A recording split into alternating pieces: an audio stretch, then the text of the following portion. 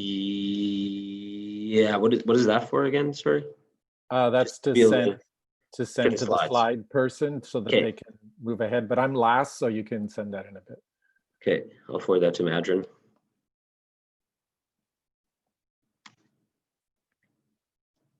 Can you give Tim host ability back and go live? Yeah, thank you. Yes. Okay. Meeting is now streaming live on YouTube. Great. And Madron will also put the slides up right away.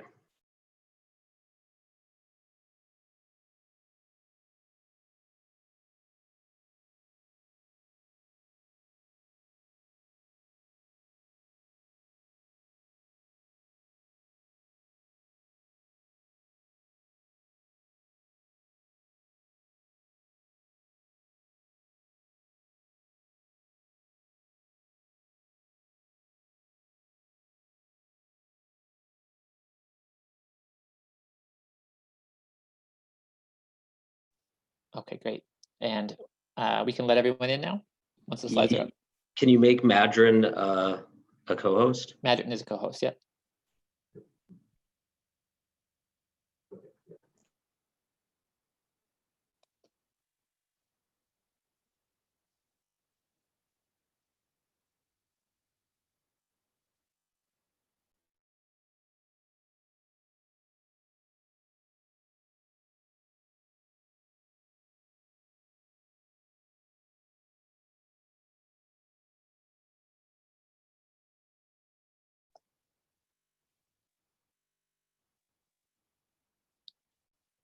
Great. Okay, folks, I think we're ready. Joe, give me the thumbs up if we're ready, and I will let everyone in. Okay. Yeah, let's do it. And right. I'll start talking in a few minutes. Maybe just DM me when that makes sense. Sounds great. I'm going to let everyone in right now. Turn off the waiting room.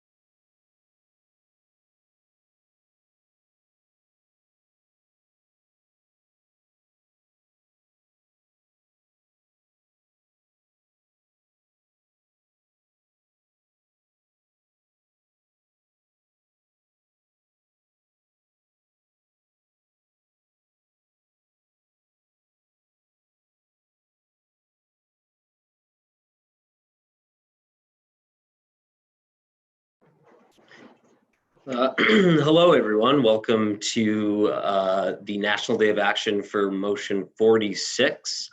We're just going to let some more people log in to the Zoom meeting.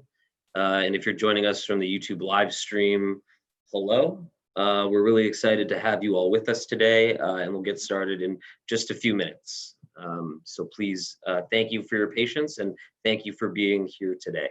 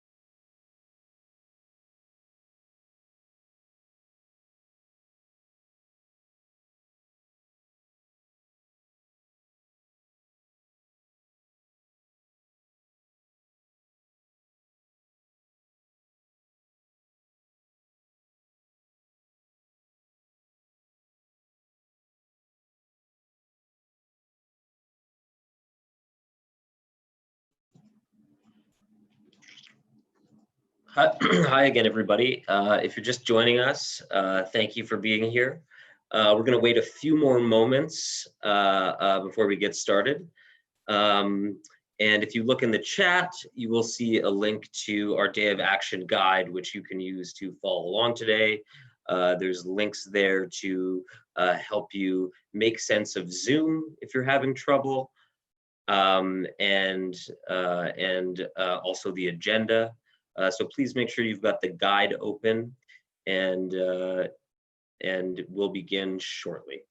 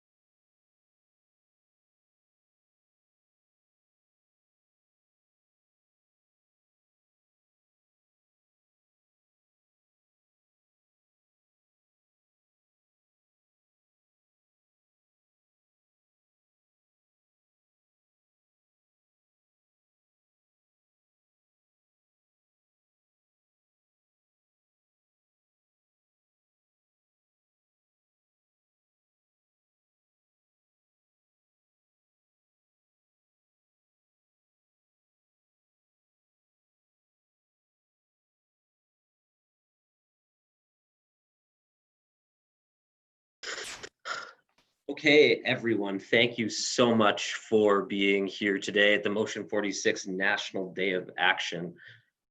We have a really exciting program lined up for you with some of the leading experts on guaranteed basic income in Canada, and as well as a series of collective actions that we know are going to make a big impact today as we push for our dream of a guaranteed livable basic income in Canada.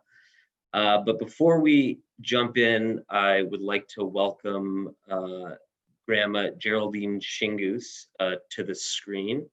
Grandma Shingoose is a well-known grandmother and community leader here in Winnipeg, Manitoba, and we are very thankful that she's here to open our event in a good way.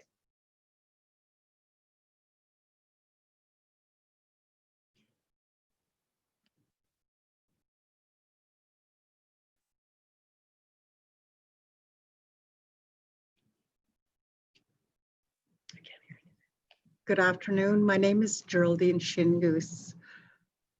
That's my English name. My spirit names are Weweta Kwe and Kishikishkweo. That means Northern Lights Woman and Sky Woman. I come from the Bear Clan, Makwa Nodum. And my warrior spirit is Grandmother Turtle. I offered to each one of you, I offered a smudge earlier, and I asked to bless this event across Turtle Island, and like each one of you are in an important place right now. And right now we are on Treaty 1 territory, and I want to acknowledge that, our brothers and sisters. Leading up to this event was very, I just want to share a message before I go into the blessing. Leading up into this event has been very challenging and also a lot of fun, a lot of experience working with the team and guiding us. And the young ones, they're so strong, and I'm just learning so much from them. So I want to thank them. They organized this event to make it what it is today. So I thank them. In my message, I wanted to share with you, each one of you, that our ancestors, we always focused on our little ones, the little ones. We always took care of them We took care of our families, and we took care of the community. And we always did that through our through generations, even to up to now. And that's always our priority. And I truly believe that this motion 46 is in that it helps our families, it helps the children, it helps the community, and it helps the nation. And it truly has that spirit as our ancestors did. And it's always, my late father always said, it's always for the people.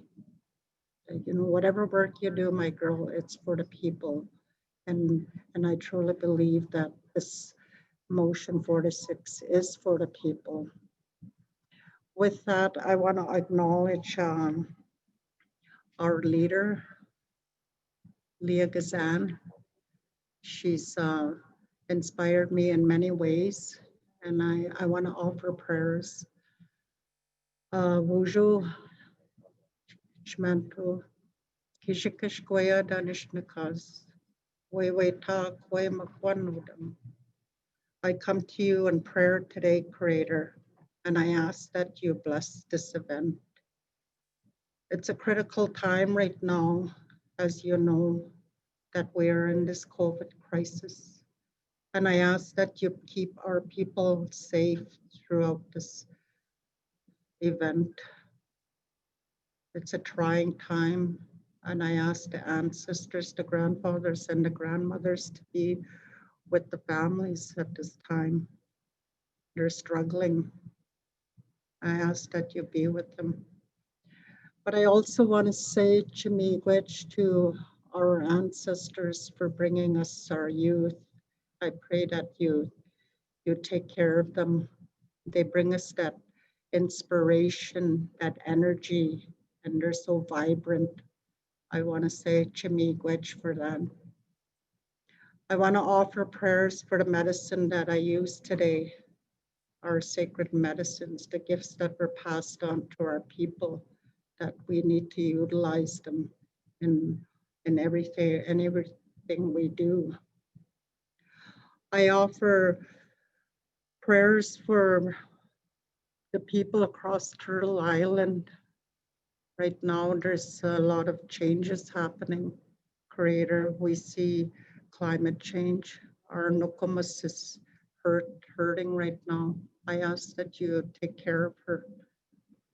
I ask that you take care of our leaders, give them that heart so that they can bring their leadership to the people in a good way.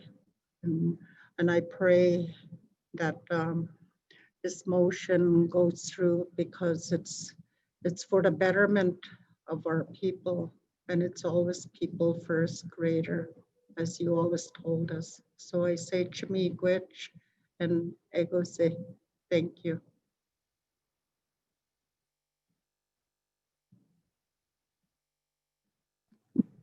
Thank you so much, Grandma, for sharing. Thank you so much, Grandma, for sharing with us today. Just before we get started, and just hold on, I need to deal with a bit of a, there we go, thank you. Just before we dive into the program, we wanted to go over some technical information.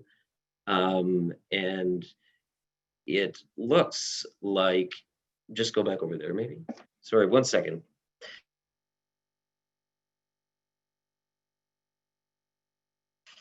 The joys of having a meeting with Zoom. So on your screen, you'll see a screen share. This is our slide deck. You can also find a link to the slide deck in the guide near the top. But just before we get started, we wanted to go over some Zoom tech stuff. So for those of you who are joining us by Zoom, you are able to turn your video on and off on the bottom left-hand corner. And in the top right-hand corner, you can press speaker view if you want to see the person who's speaking. You can also pin speakers by hovering over any of our panelists today and activating the drop-down menu and clicking pin. And that's especially important for people who are joining us via or who are needing ASL interpretation today. So we'd like to thank Echo Interpretation team for being here today to offer the translation services. And they will be switching in and out periodically, so you will need to pin both of them. If you have questions at any point for any of the people that are speaking, please email us at basicincome@leahgazan.ca. We have a team of people that are reading emails and will feed the questions back to me, and we will ask them to our panelists. So that's everything we need to know in terms of tech questions. So yeah, today's agenda. First of all, my name is Joseph Wasilish-Lees. I'll be facilitating. I'm here in Winnipeg, Manitoba. I'm a second-generation settler Canadian, and I use he, him pronouns. In a moment, we're going to hear from Leah, as well as the Honorable Kim Pate, Senator. And we will then hear from our panelists. We'll have a short Q&A, and then we'll take some collective actions and talk about next steps. So without further ado, a woman who needs no introduction, a champion of environmental, social justice, and human rights issues, big and small, and someone who is adding a renewed energy to the push for a guaranteed basic income in our country. Please welcome the Member of Parliament for Winnipeg Centre, Leah Gazan. Thank you so much for the introduction, Joe. Thank you, Grandma, for your opening words. And I just want to, before we begin, give a special shout out to our team of Winnipeg Centre. I adore you. You are wonderful. You are so committed to social justice, and thank you for your hard efforts today, getting all of these pieces organized so we could meet today. You mean the world to me, and I just think I need to put that out there before I begin, because we are in a movement. We are in a moment at a critical juncture where we have the ability to make big changes. COVID has shown us that we do have the resources, but we've lacked the political will. But that is changing. That is changing because of people like you from across the country who are standing in solidarity, saying it is time that all people that live in Canada live in dignity and have human rights. And so I'm so excited to work alongside millions of people across this country who have said that this can be done. This is not my motion. This is the people's motion that has been developed and researched and lived by people that will be sharing their experience and ideas today on this really important National Day of Action. Very important is how we do this, how we realize a guaranteed, livable, basic income for all. It must not gut our social safety net. It must be in addition to our existing social safety net that we know through COVID is totally inadequate. It is not okay that students, that seniors, that migrant temporary foreign workers, that families and individuals across this country live in poverty while the rich get richer. It is time that all people that live in Canada are afforded human rights. And it must be livable. It must be at a level where people can truly thrive, not just survive, where people can live with dignity and human rights. So I thank all of you for joining in today, and for those of you who will watch later. I want to give a special thanks to all our special guests here today. We can win this. If there's anything I've seen in the kind of momentum that we've had over even with motion 46 and all the actions that are done by brilliant people on this panel, the contributions, almost 40,000 signatures. We had over 1,000 people, I think it's like 1,600 people register, because we believe in dignity and we believe in human rights for all. I want to thank all the organizations and individuals who have offered their endorsements, and all the members of parliament and senators who are working so tirelessly to ensure that all people in this place that we now call Canada can live with human rights and dignity. So with that, I am so excited. Thank you all for joining. This is a wonderful, wonderful day, and we will go forward until we achieve a guaranteed livable basic income for all. It is a time of hope and a time of change. So with that, it's my pleasure and my honor to introduce the very humble Senator Kim Pate. She asked us to refer to her as Kim, so I shall do that. I've had the opportunity to get to know Kim since being elected specifically. I'm a longtime admirer of her work. She was first appointed to the Senate of Canada on November 10th, 2016. First and foremost, she is a mother of Michael and Madison. She is also a nationally renowned advocate who has spent the last 40 years working in and around legal and penal systems of Canada with and behalf some of the most marginalized, victimized, criminalized, and institutionalized individuals, particularly imprisoned youth, men, and women. I've learned such a great deal from Senator Pate. She has done so much work on pushing forward a guaranteed livable basic income. So it is with pleasure and excitement that I introduce Senator Kim Pate. Thank you so much. Well, thank you. You're an amazing force, and thank you so much for organizing this. MP Leah Gazan is like a force to be reckoned with. And I have the humble honor of joining you from the unceded, unsurrendered territory of the Algonquin Anishinaabe. And I want to thank Grandmother for opening and starting us off in such a good way with such strong and compelling words, and also Leah for doing the same. And for all of your team and all of the panelists who will present. I think this is fantastic to have this National Day of Action in support of your motion, in support of the work that's being done by so many in this country and around the world, to look at ensuring that we not just have the transition from the CERB, or the Canada Emergency Response Benefit, to a guaranteed livable income, but we actually invest in these kinds of initiatives going forward.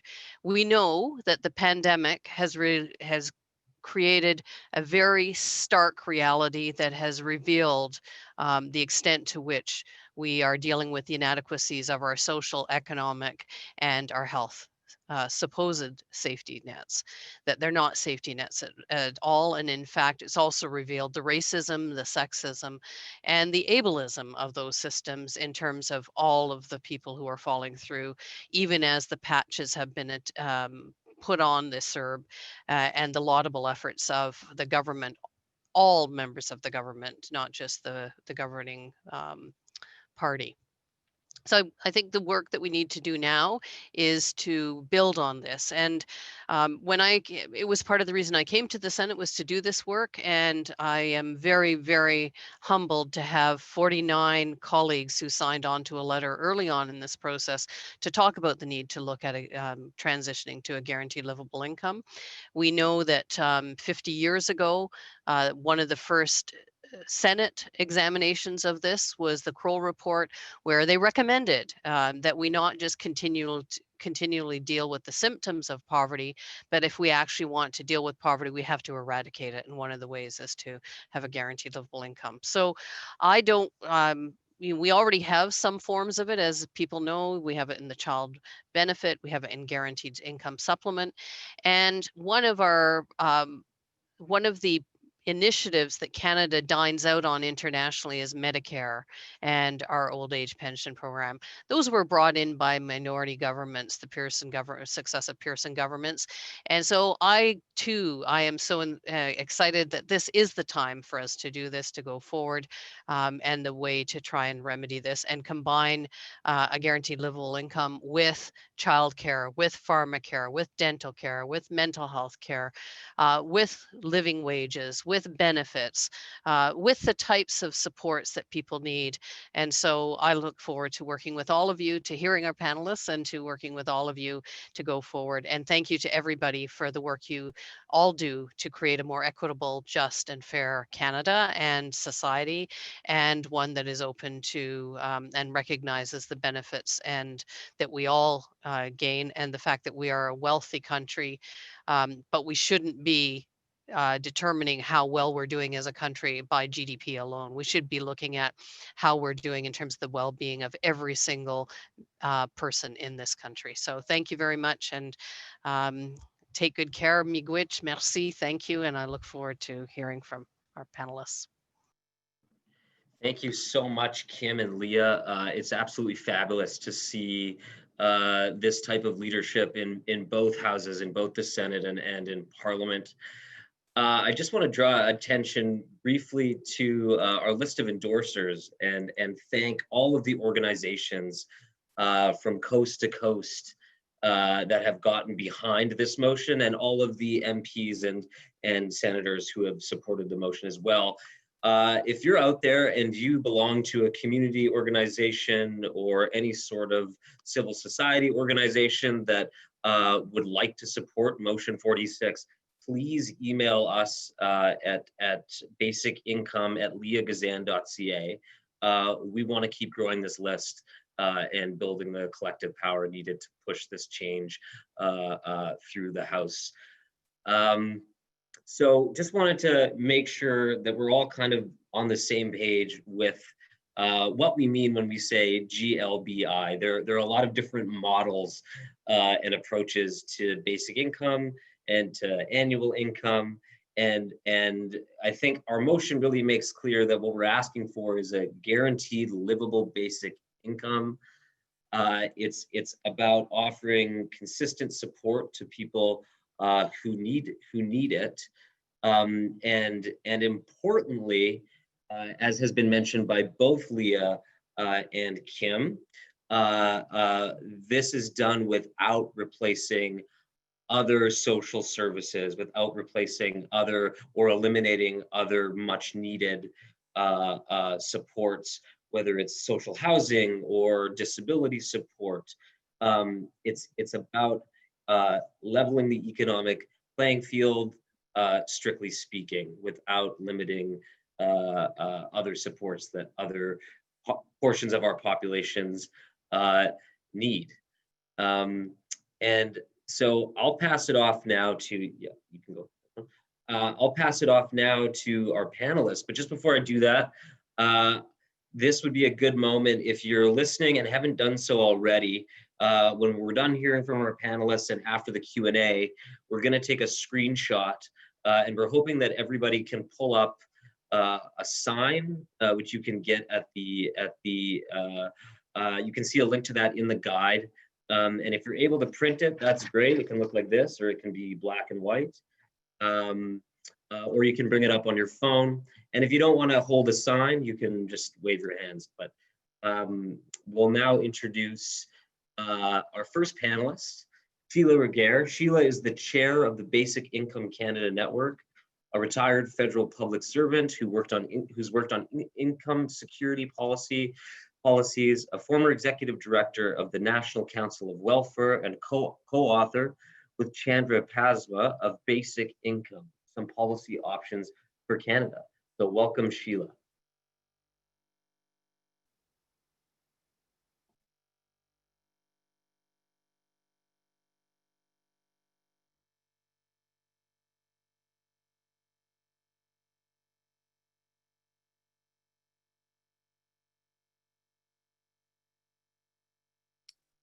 Sheila, you have to unmute.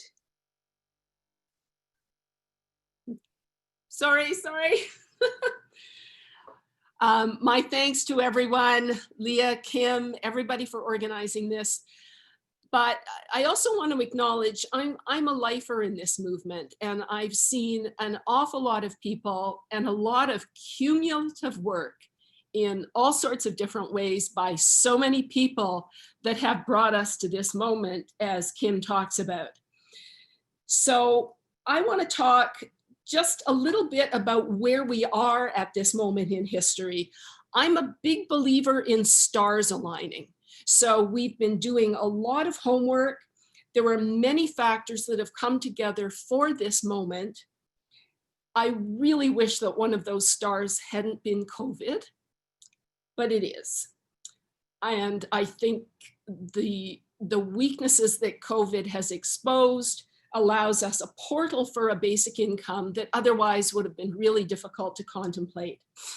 So I'm going to give just a bird's eye view really, really quickly of what this moment in history looks like.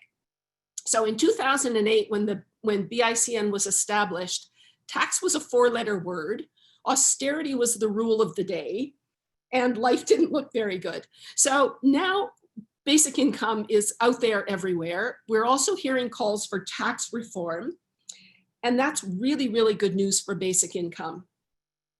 There are so many problems that have been identified and so many solutions, and they've been with us for years. The problem is nobody has been listening. So we need to get louder, and Leah's great at that. So kudos to you. Joseph, if you can find my one slide to put up for just a few seconds. So we talk about flattening, or we have been talking about flattening the COVID curve. We seem to be not doing a terribly good job again lately. This graph is about flattening the income inequality curve. So this graph, if Joseph can find it, comes from the policy options document. It shows what happens when you take resources that are already in our system, income in our tax transfer system, not the services that people keep worrying about.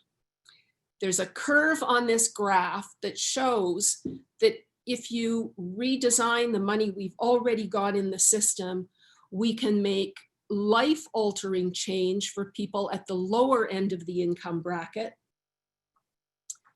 guarantee people in the middle that they have security, and at the upper end of the bracket, it shows that there's a very, very modest contribution additionally that people with lots of money can make. This is flattening the income inequality curve, and it is imminently doable in Canada. So we really need to focus on that. One of the other things, and I don't know if anybody can read that report, if it needs, keep it up for a few minutes, people can try to absorb it. In our report, we also talk about some of the challenges that we face in actually implementing this and things that people worried about for a long time. SERVE has shown that we've already been able to overcome those. So we really don't need to worry about much of that anymore. It's a matter of priorities. The question now is, who picks the priorities? So Leah's called her motion the people's motion. The Liberal caucus has picked basic income as their top priority. So I think what's happened in the basic income movement now is that it truly is the people's movement in a way that it never was before. Certainly not in the Ontario pilot days, that was government driven. So basic income is a priority for ordinary people across the country, young people, racialized people. We'll hear from others who talk about that.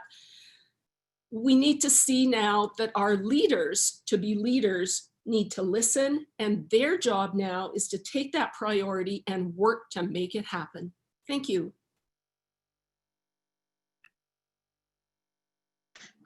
Thank you so much, Sheila. Sorry for the technical glitch with the graph, but anybody who's got the guide open, you can click in and follow along with the slides that way.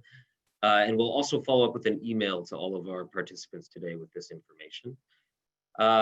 Up next, it is my pleasure to introduce Elaine Power. Elaine is a professor of health studies in the School of Kinesiology and Health Studies and head of the Gender Studies Department at Queen's University. She is also a founding member of the Kingston Action Group for a Basic Income Guarantee. Welcome, Elaine. Thanks, Joseph, and thank you all for inviting me. I'm in Kingston, Ontario, territory of the Anishinaabe. And a little bit about, I've been so passionate about basic income to food, and specifically food insecurity. We know even before COVID struck that over 4.4 million Canadians, people in this country, couldn't afford to eat either the type or the quantity of food that they wanted to because they didn't have enough money. We know that since the pandemic has struck, that number is probably up to almost 6 million. And that's Statistics Canada data that without a doubt underestimates the size of this problem. What this means is that low-income families have to make choices between whether they're going to pay the rent or buy food, and often don't have that money. It affects people, especially who are Indigenous or Black, who are about 3 times more likely than white households not to be able to afford the food that they need. And it's tied very closely to income. So we know that if you're making lots of money, your chances of being food insecure are almost nil. So it's a very sensitive marker of household deprivation. It costs us a lot. It costs us physically, mentally, and in social health. It costs the healthcare system. We also know that as people who are most severely food insecure have shorter lives by about 9 years. This is unacceptable in a country as rich as Canada. 65% of the households that are food insecure are working. They have employment income. So we know that getting a job is not the solution to this. We know that lots of people are in precarious labor, they're in the gig economy. And so getting a job is not the answer to this. We also know that food banks are not the answer to this problem. We've had food banks in this country now for about 40 years. Only about 20% of the households that are food insecure actually ever go to a food bank. So we have this idea that food banks are looking after this problem. They're not. What food banks are doing is allowing some families to be less hungry. We know that even the families that do go to food banks, it doesn't change their food insecurity status. So there's lots of other problems with food banks. Some of you know me, that I can talk about that for a very long time. I won't do that today. We know that social assistance programs are trapping people in poverty. They it's a humiliation, as well as going to food banks. It's a last ditch resort for most people. We've seen, as Leah already mentioned, that with the pandemic, it turns out we have a lot more resources than we've been led to believe for many years. And so I want to live in a Canada where everybody gets the dignity and the choice to put food on the table in the way that they want, that they don't have to go to a food bank. We know the research shows that the most important thing we can do to eliminate this problem, this serious public health problem, which seems to be growing, certainly is growing because of COVID, the most important thing we can do is to guarantee a basic income for everyone. And so that's why I'm supporting motion 46. Thank you.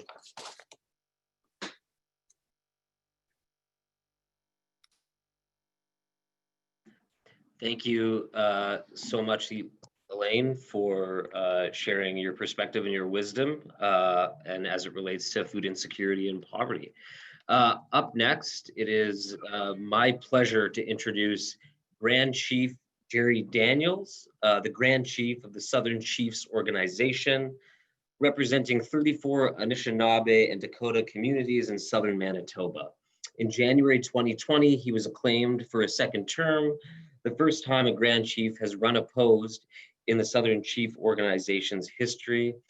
He is a proud member of Long Plain First Nation. Please welcome Grand Chief Jerry Daniels.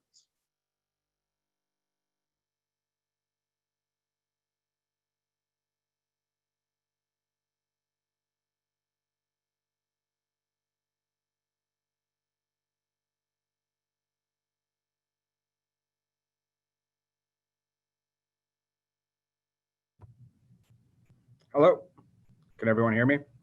Okay, good. It wasn't allowing me to unmute there for a second. Bonjour, Dinowe Maganiruk, Karanushtiag Dunji, Benassi Dudim. My relatives, I asked Creator thank him for another beautiful day, and I wish every single one of you as well. Thank you to Elder Shingus for starting us off in a good way. Thank you to Leah Gazan, all of the leaders who are here who have made basic income a part of your efforts, your advocacy efforts. It's going to take an ever-growing coalition to not only create a basic income, but to create one that really works and really supports people.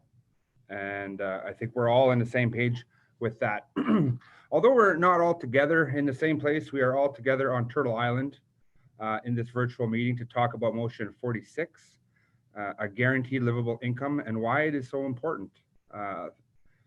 For far too long, First Nations have faced devastating levels of poverty, stemming from colonization, which brought about systemic inequality, racism, and violence.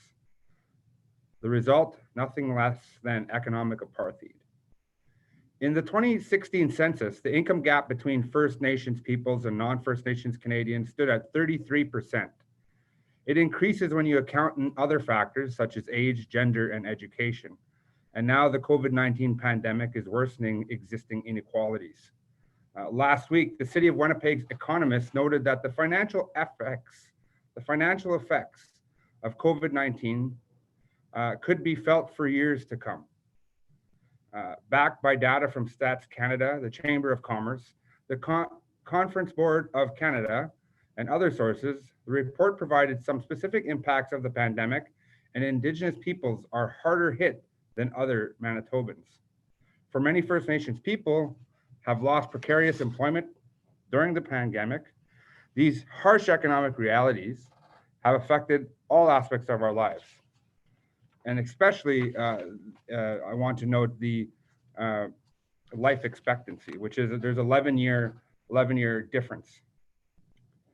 Here in the territory, First Nations people live on average 11 years less, as I said, and the gap is growing. Another effect of the economic insecurity is physical insecurity, and with it, increased risk of violence. Canada had made headlines around the world because of the staggering rates of violence against Indigenous women, girls, and gender diverse people. More than a year ago, the National Inquiry into Missing and Murdered Indigenous Women and Girls delivered its final report to governments, and with it, 231 calls for justice.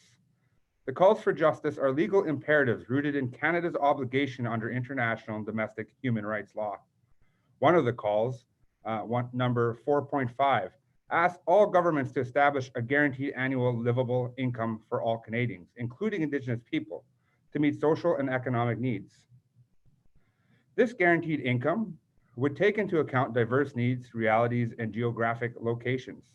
Motion 46 responds to the call for justice 4.5, converting the Canada Emergency Response Benefit into a guaranteed basic income for all Canadians over the age of 18.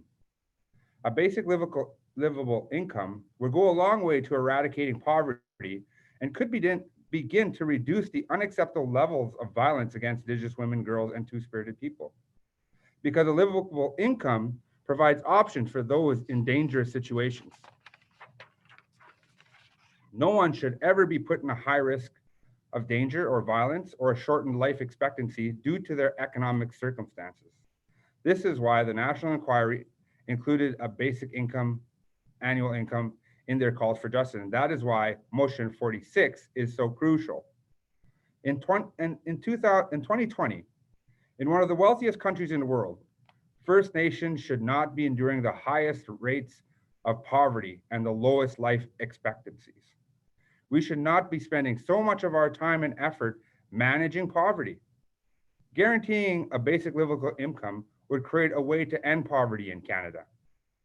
It would lead to immeasurable benefits for all Canadians, including for First Nations peoples and communities. So on behalf of the Southern Chiefs Organization and our 34 Anishinaabe and Dakota Chiefs and communities, I am pleased to be here today and to support motion 46 and a guaranteed livable income. We encourage all Canadians who care about equality to come together and take action and support motion 46. So with that, Chimigwech. Thank you. Thank you very much, Grand Chief.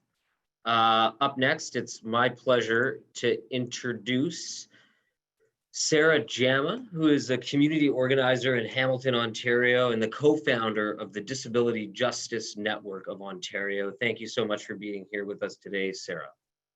Thank you for having me, everyone.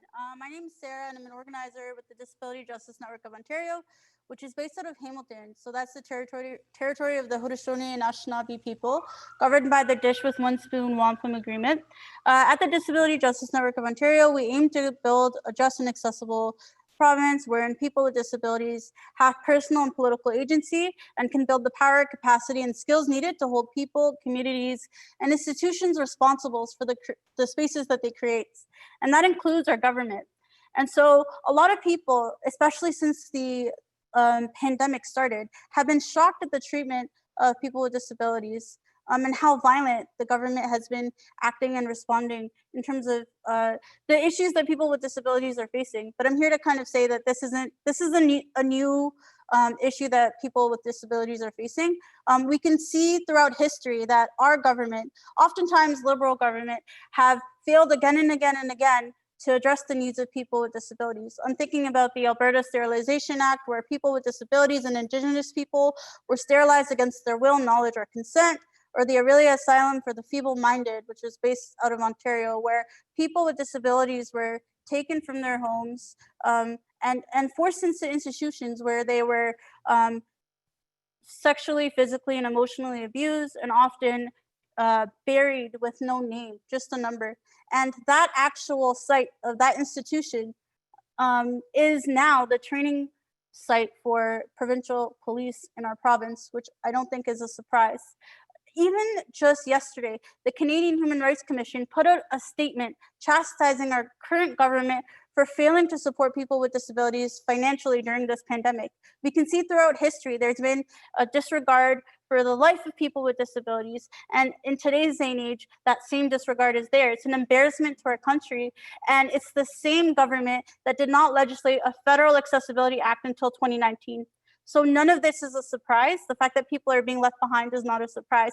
It's actually very intentional because people with disabilities are not seen as having value in our society, past, present, or future, because our society is predicated on this idea that you do not have value unless you're able to contribute to our workforce. And a lot of people with disabilities are unable to work. So does that mean that we're not valued or seen as people? Well, according to the Liberal government's failure to address issues over and over again, people with disabilities don't have that value. You can see that in the ways in which people with disabilities were given measly $600 during the pandemic, or promised a measly $600 that took months to be received, even though it was already set that the baseline that everybody else would receive on CERB was $2,000 a month.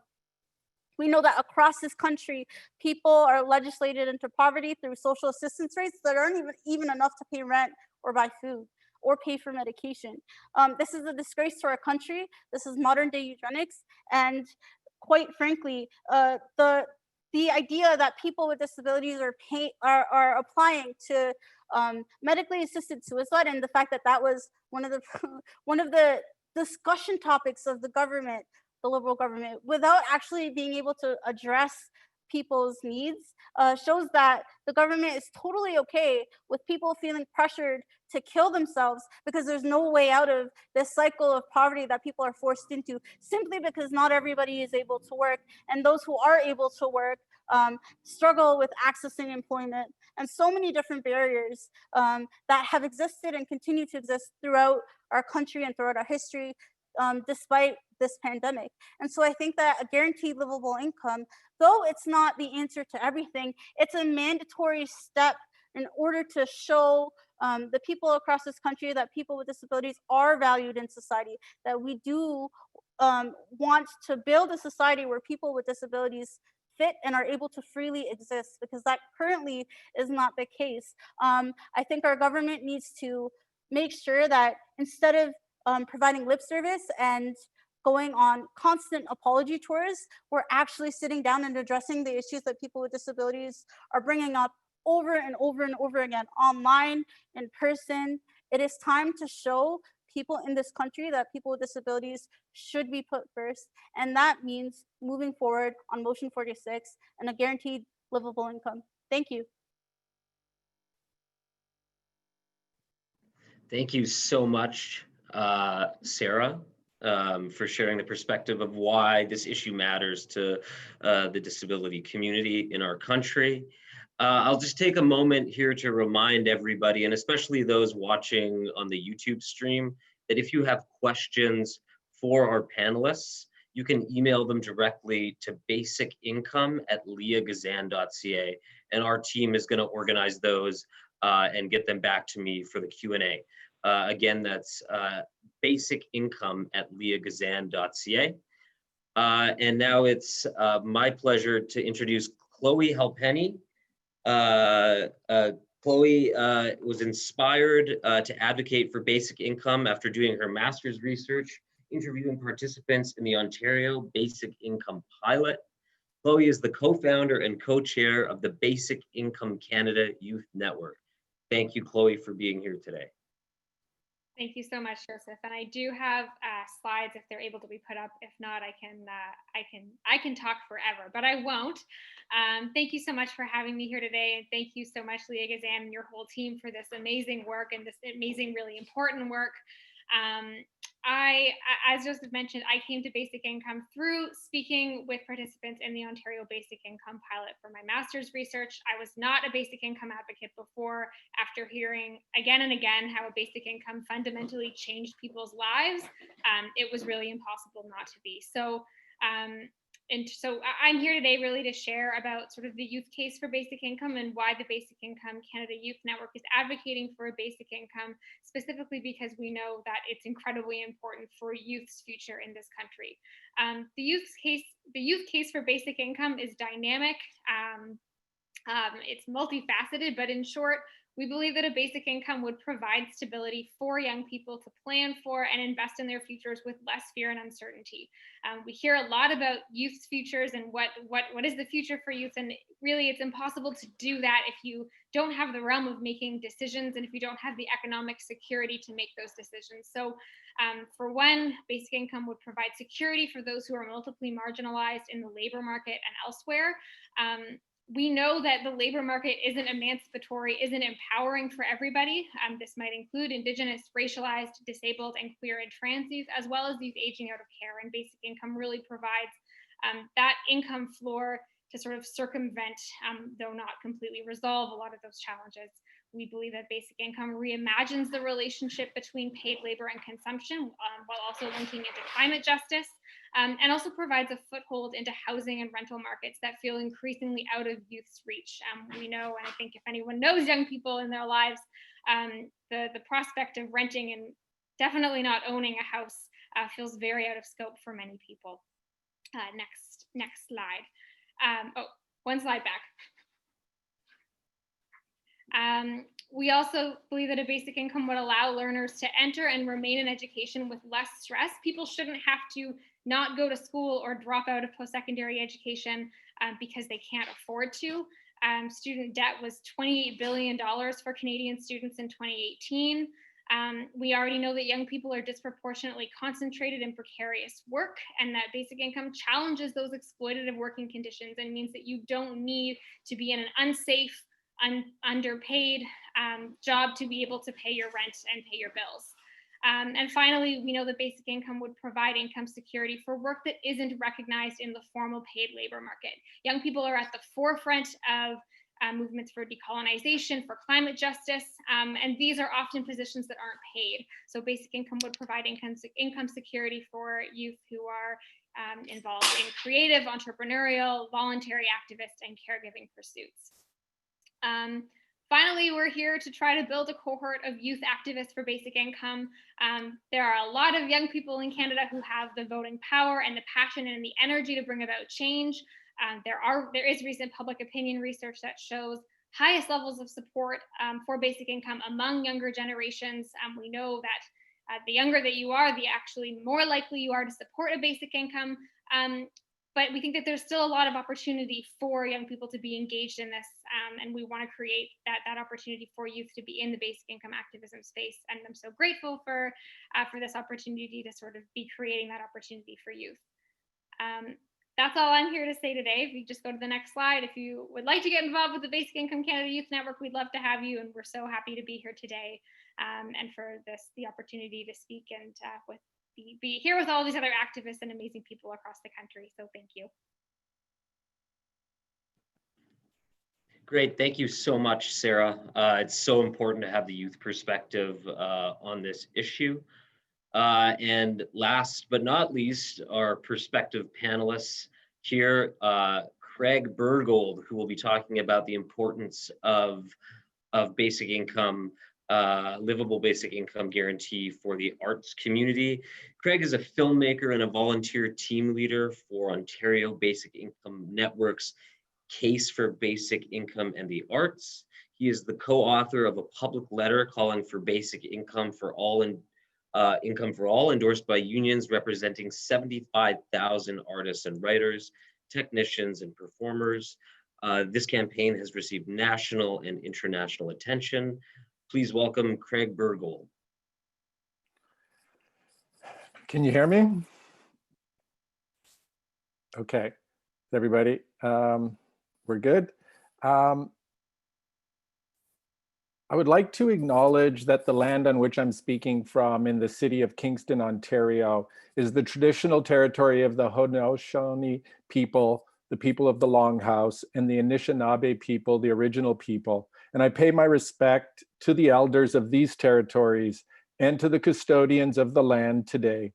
And I'm grateful for the opportunity to live on this traditional territory, and I offer my solidarity. Thank you, Joseph. I'd like to thank Leah and all the presenters and the technicians behind the scenes today for the success of this webinar. My name is Craig Bergold, and I want to introduce you to the Case for Basic Income in the Arts that was launched in July. To jumpstart the campaign, I contacted artist unions like the Visual Artists of Carfax, and next I drafted the letter and invited my colleagues, Zainab Verji and Clayton Windat, I think there's a slide of them, and to join as co-authors. And also, so those are my co-authors, Zainab and Clayton. Also Lawrence Duboc, who translated the letter to French. It is important to acknowledge this unpaid labor in a campaign. Together, we polished the letter sent to Prime Minister Trudeau on July 16th, calling for a basic income guarantee for all, not just artists. Also a shout out to the 3,000 individuals who signed, and a big thanks to the organizations and unions representing over 75,000 writers, artists, technicians, and performers who also signed, like the National Dance Assembly, the Canadian Federation of Musicians. Next slide. And next slide, please. Actors Equity, IATSE Stage and Film Crew, the Writers Union, and many, many more.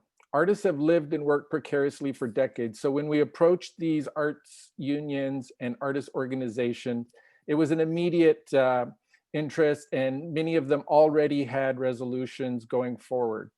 in support of basic income. But I also want to acknowledge the tireless lobbying that these groups also pushed Ottawa to extend the pandemic's emergency response benefits CERB for the additional 8 weeks. So thank you for that hard work from those people.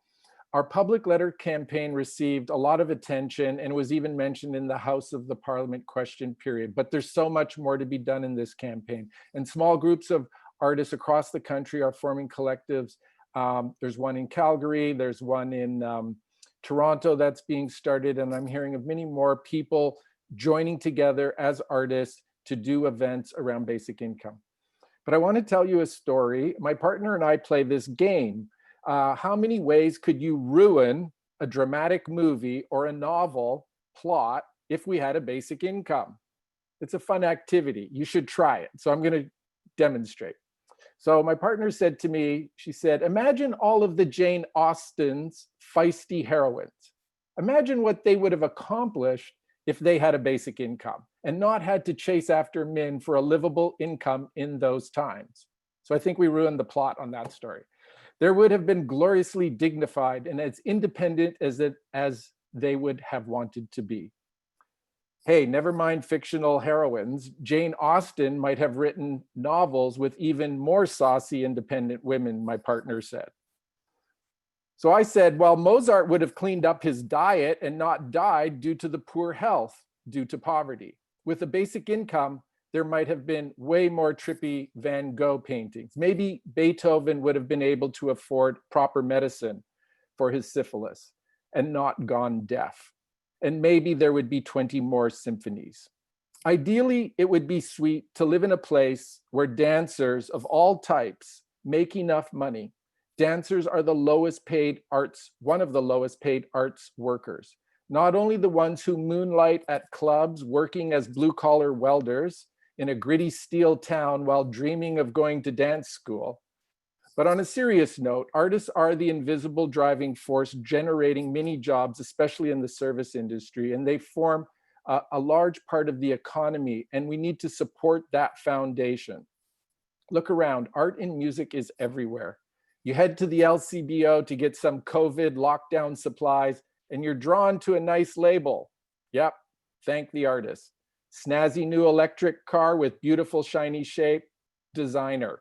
Doing Zoom paint night for the 12th time during lockdown, that is being an artist, because artists are cool, sometimes.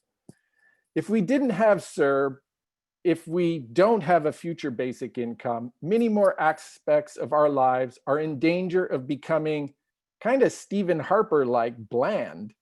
Talk about the second wrath coming. We will need all the beautiful, or at least interesting, art and entertainment we can get, especially if we descend into the bottomless abyss of suckitude that COVID has been. We need music and dance to move and be moved. Stories to remember. We need the stories that have not yet been written. We need someone to record what we are experiencing today, to help us remember the unlikely heroes that help us get through this through these times. Someone needs to pen the COVID sitcoms of the post-COVID times, for a post-COVID times. Let's keep the conversation growing. Let's keep the pressure on the government for a basic income. We support the motion 46. We hope our efforts will inspire many more to join. This final photo is a photo of Levi, who is if you could go back one slide, please. This is a photo of Levi, who is an anti-racism advisor at a human rights office, and taken by Jessie Gollums, who is a photographer and part of her photo project, Humans of Basic Income.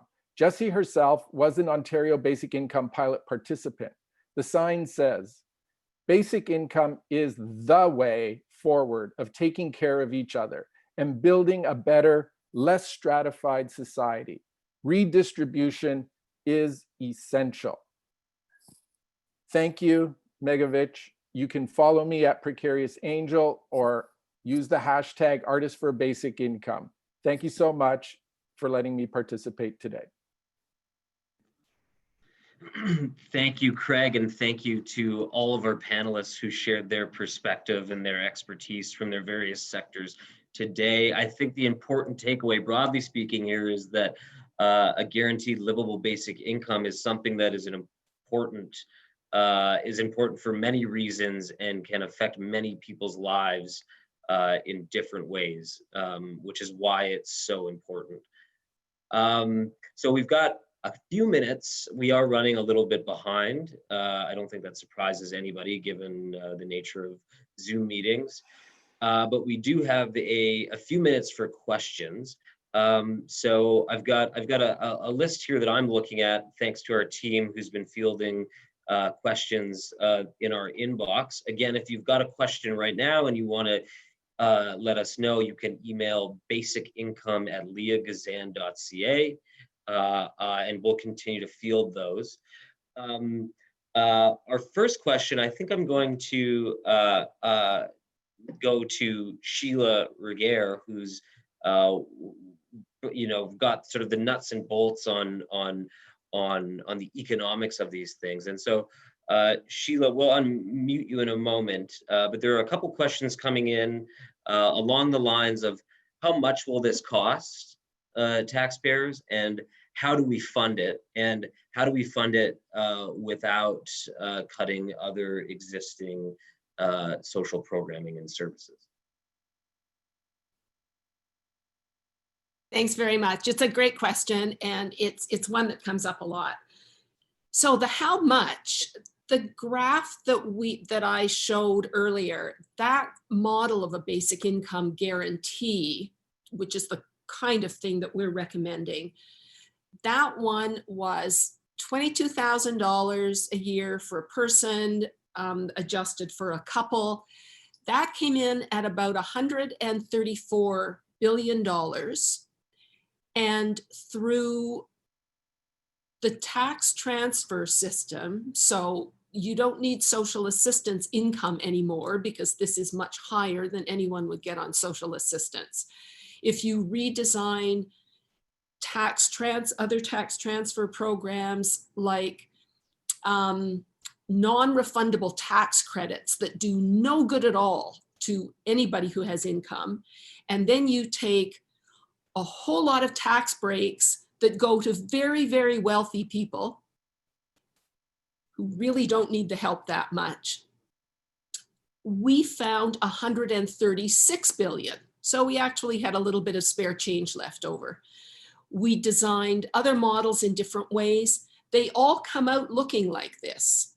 Like, we have the resources within our system, and we have an incredibly unfair tax system now, which is why I think it's so important that people are calling for wealth taxes now, and that sort of thing. This is what you would do with a wealth tax. You take the money from people who have earned their wealth from all of these people at the bottom who don't get enough, and that's how you pay for it. Thank you, Sheila. Here's a question for Leah, because Leah's really on the front lines of these. Leah, why is it important that we get bipartisan support, and how do we go about doing that? I think it's a great question for you because you've actually had some success at getting bipartisan support on this issue.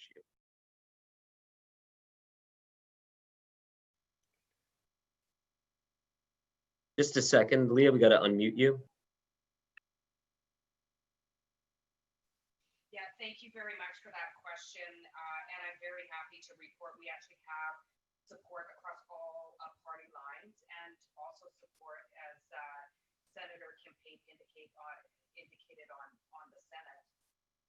You know, when we become members of Parliament, we take an oath to office. And our job is to uphold the Constitution, and that includes the Charter. And part of our Charter includes ensuring people have the right to live in dignity and with human rights. And so, you know, part of my duty is ensuring that we honor our Constitution, that we honor our Charter. And so, you know, I know that people across party lines are supporting, because human rights should never be. Sorry, Joe. I had my, we figured it out. I was starting it up. Sorry, Joe. Human rights should never be a partisan issue. Human rights are human rights. They are a part of our Constitution, they are a part of our charter, and we have an obligation, a legal obligation, something that we took an oath to again uphold the Constitution and the charter. That is simply what I am doing along with all of my NDP colleagues. The whole caucus has signed on. We have people from the Liberal Party that have signed on, the Green Party, and senators. Human rights are human rights.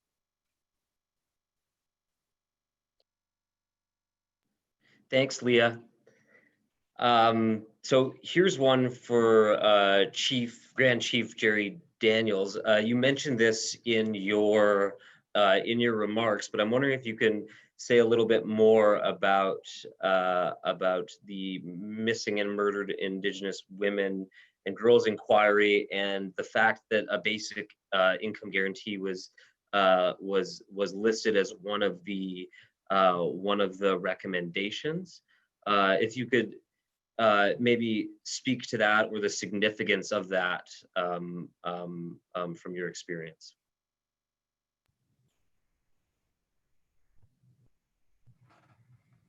Yeah, you know, the challenges we face in this country are significant.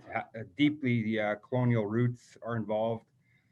You know, an entire culture that has evolved into where we are today, where we're seeing the impacts of poverty, of violence, of the exploitation of Indigenous peoples, you know, and continuing. And you look at the measures for life expectancy and quality of life, and First Nations peoples are on the margins of that. The social economic condition of our people continues to decline. Even after successive reports, you know, and new governments coming in with hope, you know, speaking of hope and speaking of the importance of partnership and collaboration, the numbers continue to show a stark reality that I hope, you know, people really understand. It's rooted in colonialism. It's rooted in discrimination and racism and violence against Indigenous peoples. That's where it comes from.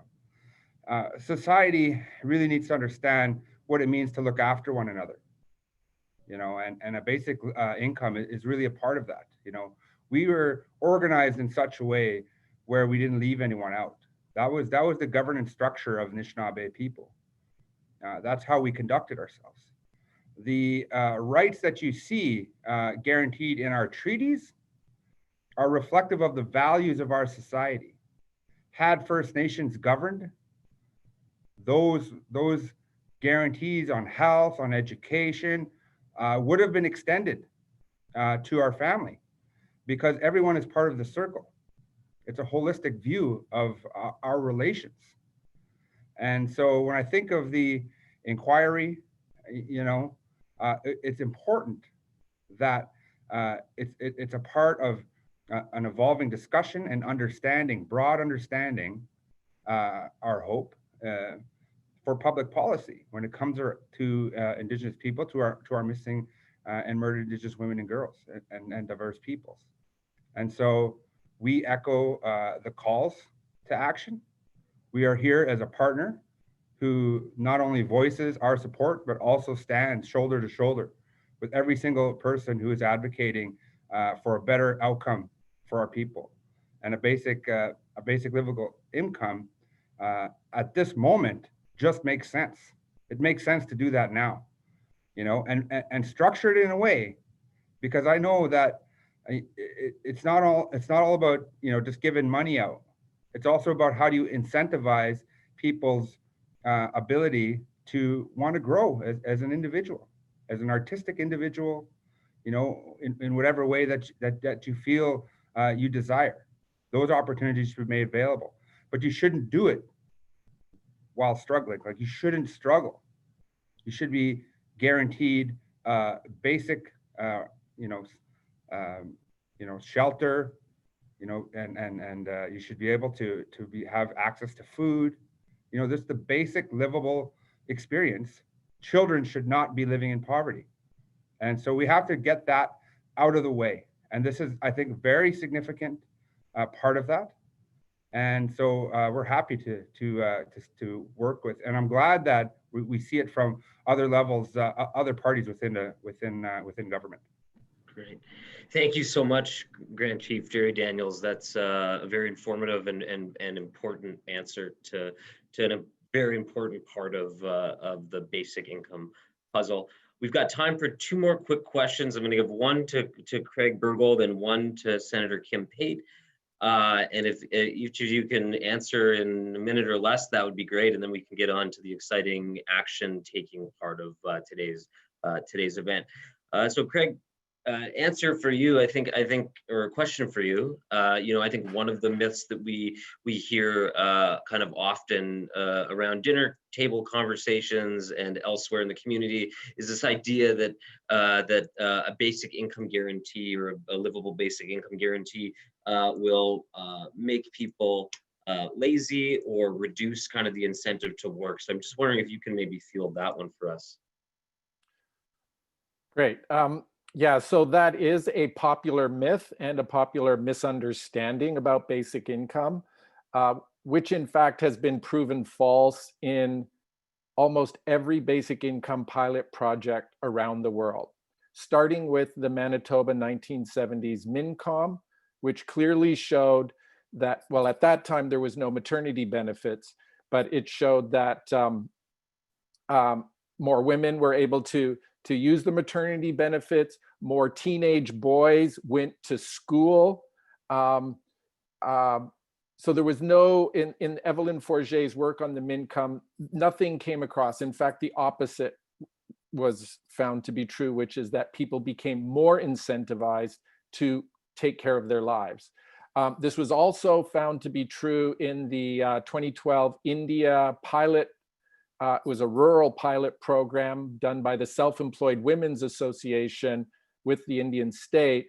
And in that, again, people were able to start investing in small businesses in those rural communities and were no longer just wage workers, and started their own little businesses. The other is the short-lived 2018 Ontario Basic Income pilot.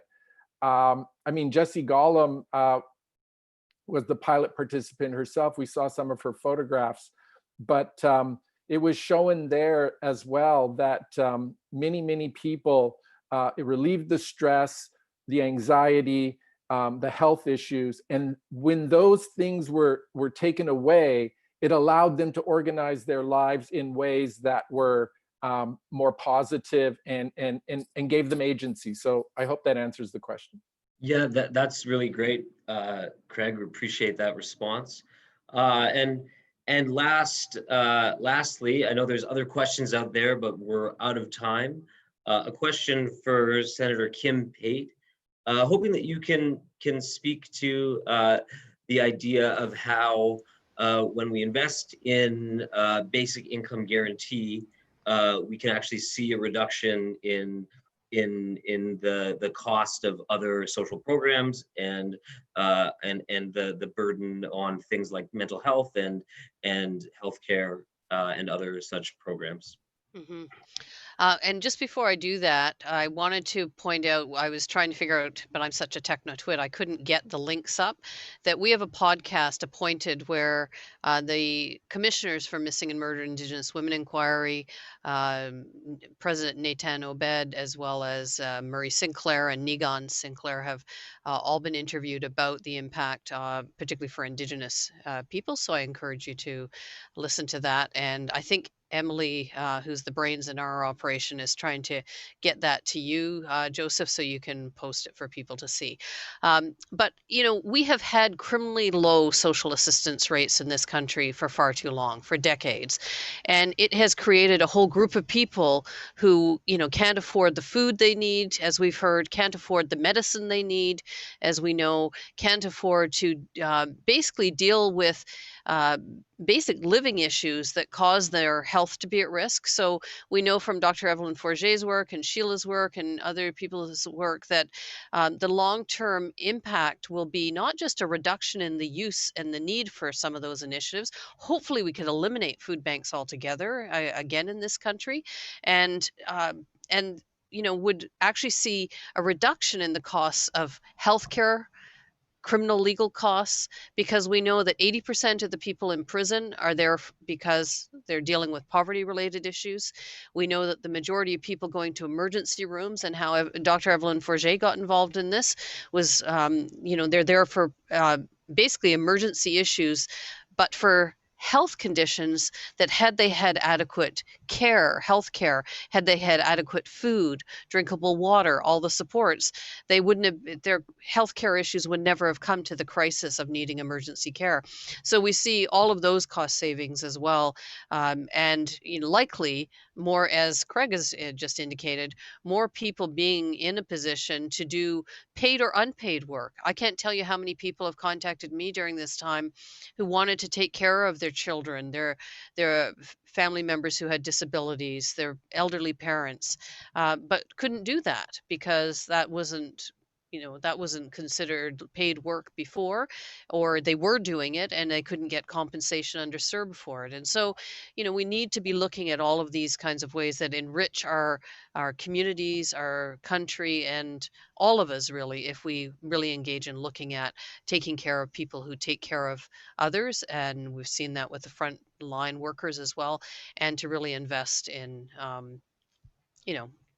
in people, not property and, offshore tax havens and the like. So thank you. Thank you so much, Kim. That's an excellent answer. And that's going to wrap up our Q&A. If you've got other questions, you can absolutely email us at basicincome@leahgazan.ca. And right now, what we're going to do is shift gears and get into the collective action portion of today's event. So if you've had a chance to print out the I Support Motion 46 sign, you can get that out. If you have it on your phone, that's great. And if you don't have it, you can just kind of wave. We're going to all hold this for 30 or 40 seconds while our host switches the view to gallery view and then takes a series of screenshots. So just make sure that you sit tight while we capture this moment. And while we're doing that, I'll mention that at our peak today, we had nearly 300 people on the Zoom call, and then close to another 100 people on the YouTube channel. So we're reaching people all across the country, and we're so glad that you could be here. And let's take a photo.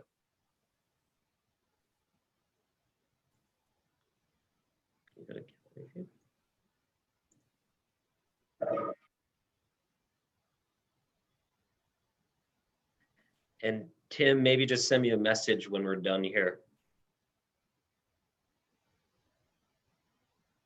Halfway, he says.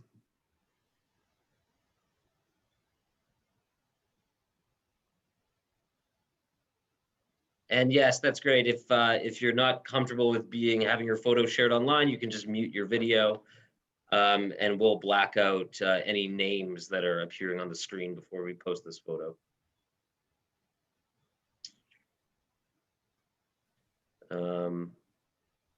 All right, Tim says we're all set. Thank you, everybody. If you printed this out, you can put it in your window or on your fridge. And look for that online. Again, if you blacked out your video, we will, or if you turned off your video and your name appeared on the screen, we will make sure to edit out your name. But thank you. I think that's going to look really, really great. Do you want to bring up the rest of the slides? Okay, so next, what we want people to do is take a quick minute to email your MP. And so if you bring up the action guide, can I do that actually? No, just bring up the action guide, perfect. And if we go down to action item number 2, email your MP, you'll see some instructions there on the screen. I'm just going to wait for Madron to bring that up. There we go. Yeah, so if you click that link, you'll be taken to our click to email tool, where you can automatically put in your postal code and queue up an email to your local representative. If you've done that, or if you're aware that your MP already supports this motion, then what we're asking you to do is, if you go back to the guide, thank you. We're also giving you the option to send an email to Justin Trudeau and Chrystia Freeland. You can just copy the text from the tool, and you can also add your own words to that. And so far, how many people have we had on the tool?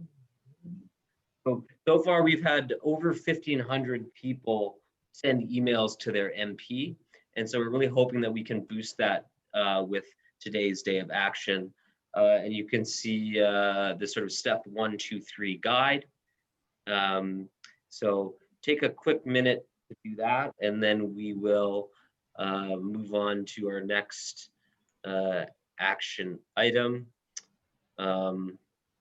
And if you have any technical difficulties, you can email basicincome@leahgazan.ca, and we can always help you after today's event.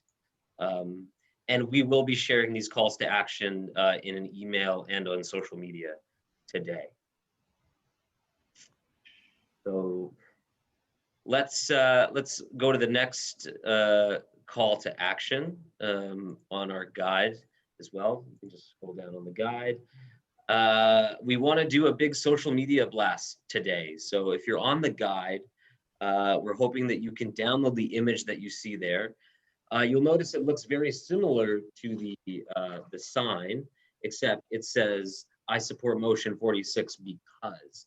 And our hope is that people today will share that photo on various social media platforms and caption that photo by finishing the sentence. So I support guaranteed livable income because I am a student and I would like to be able to live a sort of healthy and balanced life without incurring unnecessary student loans. Or any other angle that might be important to you, or anything that you've sort of been inspired to care about as a result of the remarks we heard from our panelists. So you can follow those step-by-step instructions. Right-click on the image or press and hold on your phone to save the image to your device, and then share.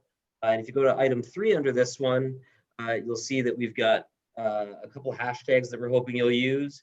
Hashtag motion 46 and hashtag GLBI. And then of course we want to tag our politicians. You know, you can tweet this right at Justin Trudeau and Chrystia Freeland. And that can be done by looking at the on the table there. We've got the handles for Justin Trudeau and Chrystia Freeland. And you know, Leah's in there because Leah gets the positive thumbs up, and Justin Trudeau and Freeland get the words of encouragement, we'll call them, to embrace motion 46 and make this happen in the next session of the House of Commons. And again, if you hit any snags with that, you can always email us. And we just wanted to the last sort of call to action for folks that are still following online or on the Zoom or on YouTube. If you're interested in taking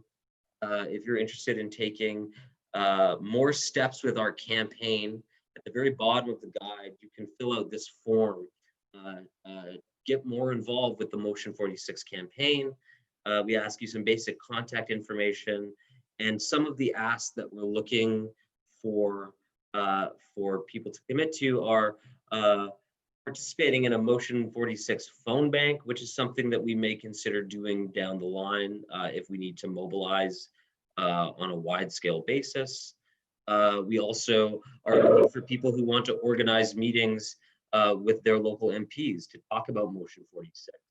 And we'll come up with a little guide for that meeting so that you can walk in there feeling prepared and present signatures for our petition and really put the pressure on your local representative.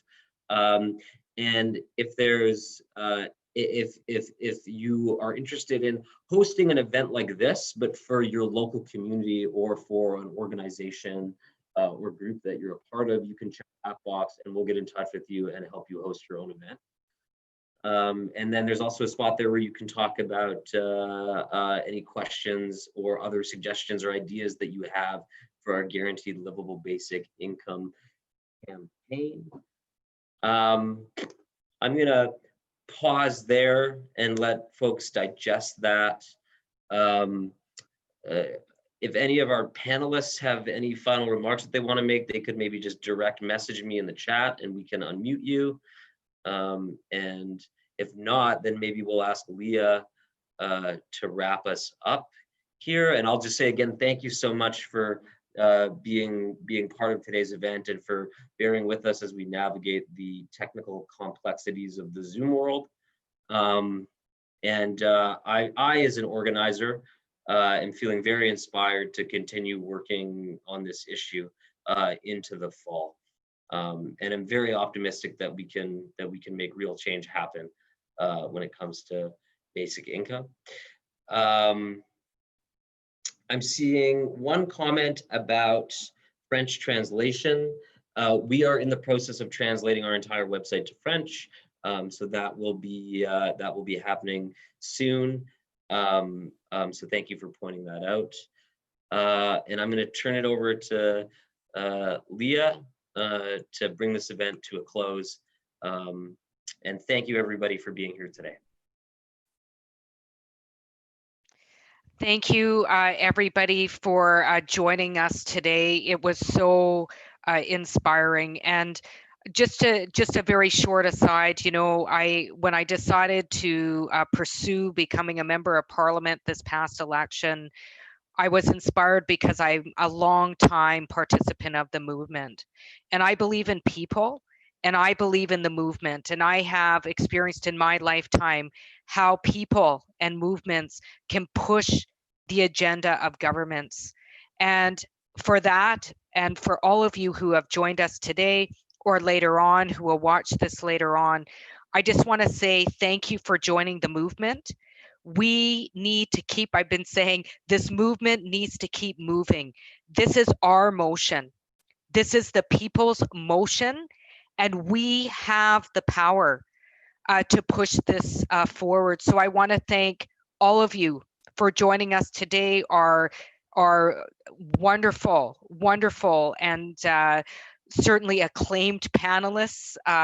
You know, so many people were so excited to participate, hearing the kinds of panelists that were participating on this day of action. There's no reason in Canada, a place as rich as Canada, that people live in poverty, that people continue to live without human rights and in dignity.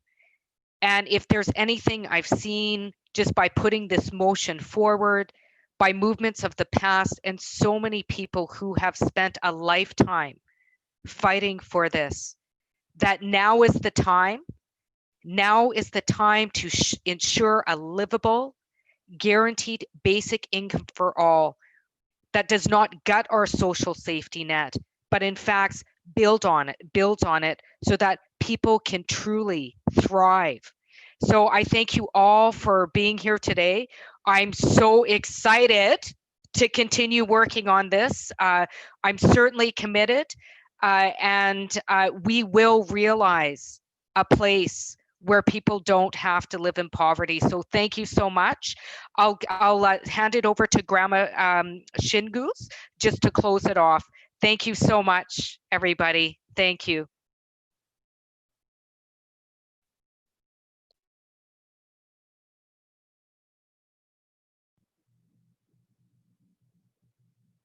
Bonjour, hello everybody again.